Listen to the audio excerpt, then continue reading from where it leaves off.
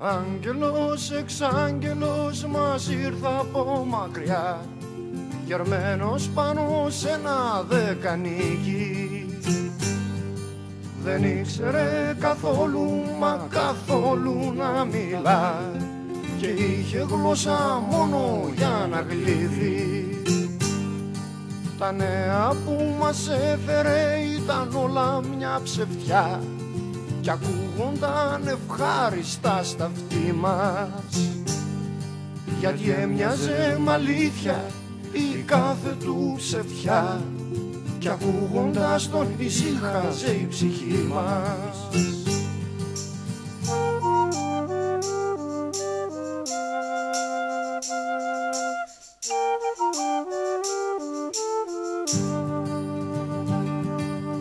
Έστησε το κρεβάτι του πίσω απ' την αγορά και έλεγε καλαβούρια στη ταβέρνα. Μπαινόβγαινε και φάτος στα κουρία και στα λουτρά, και χάζευε τα ψάρια μες στη στέρνα. Και πέρασε ο χειμώνας κι ήρθε η καλοκαιριά, κι ύστερα πάλι ξανάρθανε τα κρύα, ώσπου κάποιο βραδάκι τι του ήρθε ξαφνικά κι άρχισε να φωνάζει με μανία.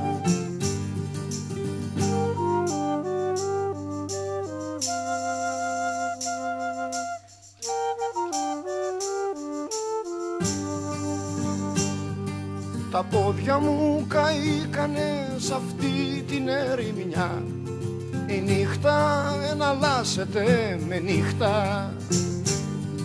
Τα νέα που σας έφερα σας χάιδεψαν τα αυτιά, μα απέχουνε πολύ απ' την αλήθεια.